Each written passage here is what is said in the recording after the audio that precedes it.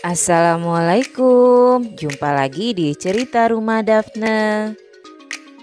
Cooking time. Sebelum lanjut nonton video ini, jangan lupa subscribe, like, share, and comment.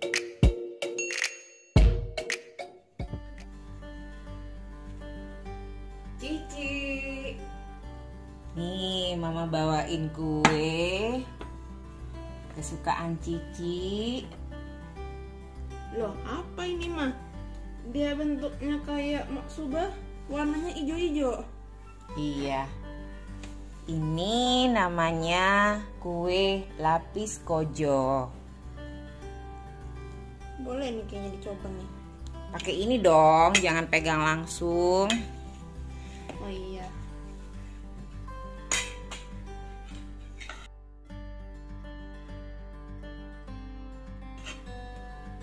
Kan Nisha maunya maksubah sama bolu kojo. Kok kayak gini mah? Iya, itu namanya lapis kojo. Jadi kue lapis kojo itu salah satu kue khasnya Palembang.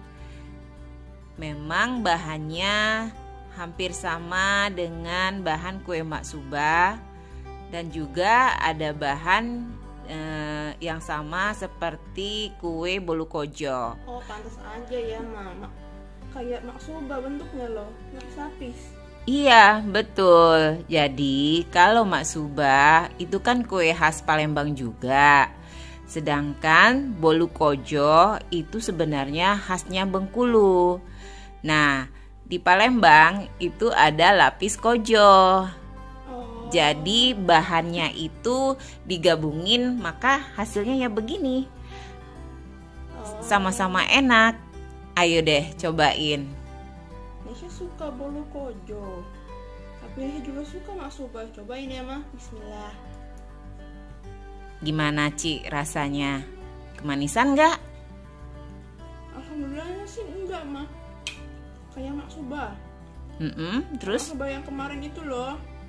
Tapi ada aroma bolu kojo, wangi pandan. Pandan suji. Iya. Enak kan? Iya, rasanya sama kayak maksubah. Sama ya.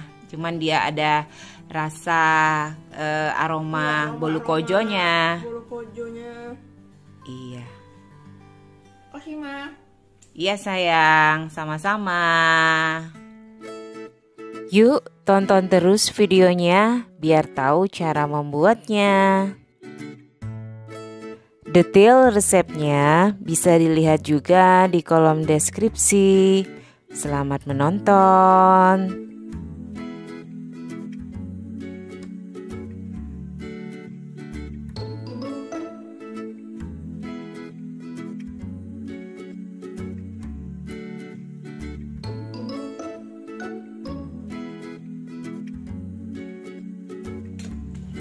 Pertama-tama kita blender daun sujinya.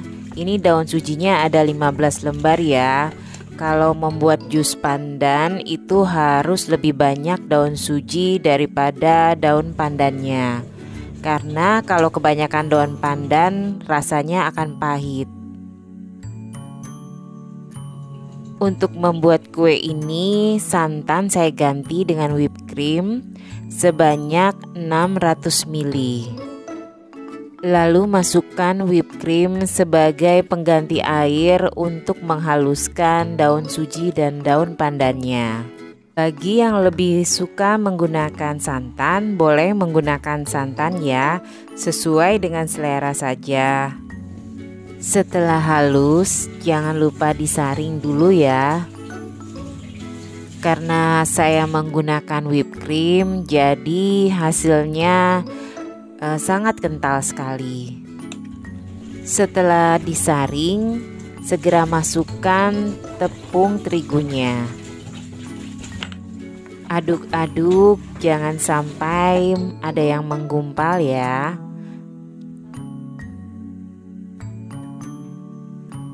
Saya ganti aja ya sendok dengan alat kocokan agar lebih mudah mengaduk adonannya. Setelah halus dan merata dan tidak ada yang menggerintil, sisihkan dulu. Siapkan wadah yang lebih besar untuk mencampur semua bahan-bahan kue. Campurkan semua bahan, kuning telur, gula pasir, lalu butter. Jika menggunakan butter, tidak perlu dicairkan lagi ya. Jangan lupa masukkan susu kental manisnya.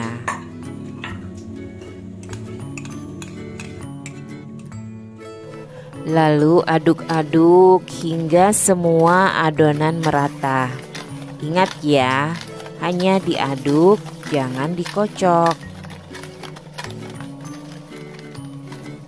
Kalau dikocok, nanti pada saat dimasak, adonan kuenya akan menggelembung yang akan membuat bentuk dari tekstur lapisannya menjadi tidak bagus.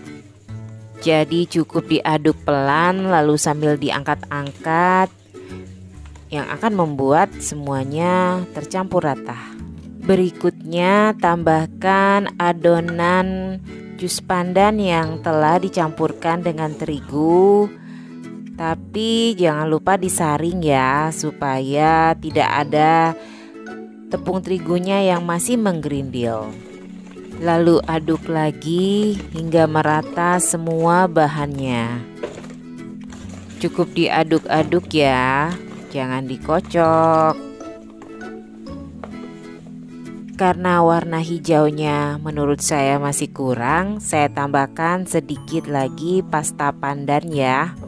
Dan tambahkan esens pandan yang fungsinya untuk mengurangi bau amis dari telurnya.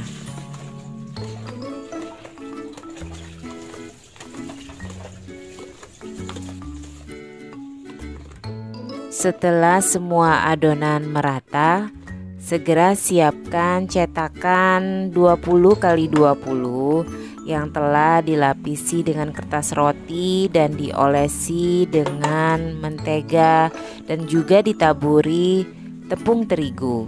Untuk takaran lapisan saya gunakan cangkir teh ya. Sebelum memasukkan adonan ke cangkir teh, jangan lupa untuk selalu mengaduk dulu adonannya agar tidak ada bahan yang mengendap.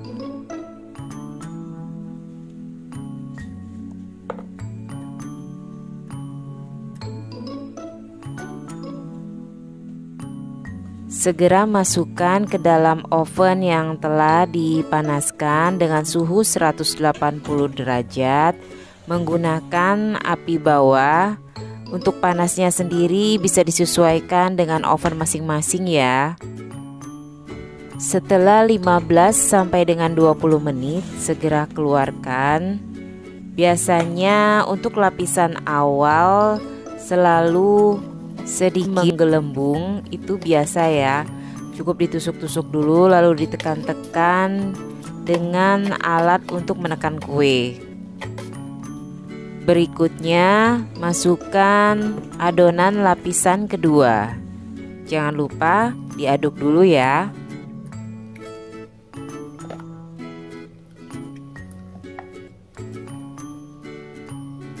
Masak lapisan kedua ini masih menggunakan api bawah ya sahabat CRD.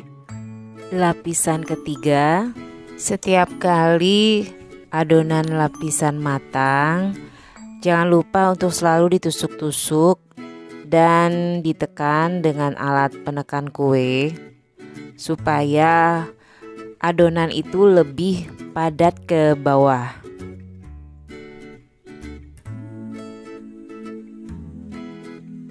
Berikutnya masak lapisan ketiga ini baru menggunakan api atas ya sahabat CRD. Apinya jangan terlalu besar. Lama masaknya sama ya seperti yang sebelumnya 15 sampai 20 menit. Sahabat CRD, jika kalian memperhatikan kue yang baru saja saya keluarkan ini, padahal tidak saya kocok tapi dia sedikit menggelembung. Bayangkan jika adonan kue tadi saya kocok atau menggunakan mixer, pada saat dimasak itu akan sangat menggelembung, yang akan membuat lapisan kuenya menjadi kurang bagus ya. Ini udah lapisan keempat. Berikutnya kita siapkan lapisan kelima. Jangan lupa seperti yang sebelumnya juga ditusuk-tusuk dulu lalu ditekan-tekan. Lakukan hal yang sama sampai semua adonan habis.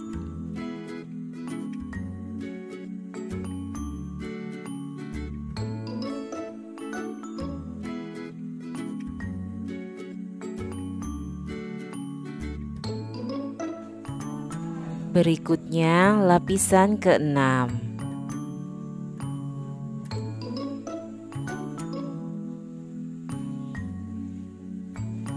Lapisan ketujuh.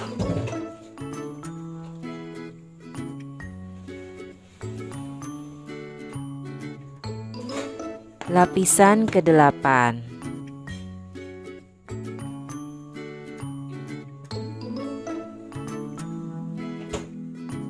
Lapisan kesembilan.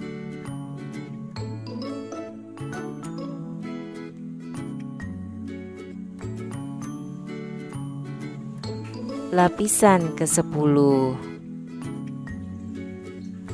Lapisan ke-11 ini lapisan terakhir ya sahabat CRD. Pas banget takarannya, tidak kurang dan tidak juga kelebihan.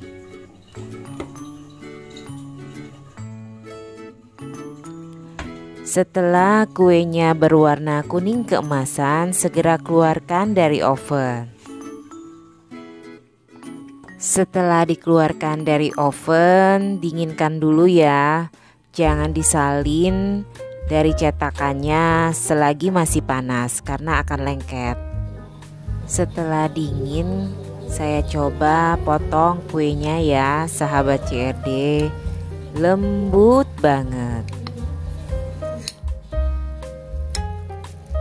Lapisannya pun bagus, tidak ada yang gosong. Kue lapis kojo ini biasanya sering dibuat pada saat Idul Fitri maupun Idul Adha ataupun acara-acara resmi. Selamat mencoba ya sahabat CRD. Terima kasih sudah menonton video ini. Jangan lupa untuk selalu dukung channel saya. Sampai jumpa lagi. Wassalamualaikum.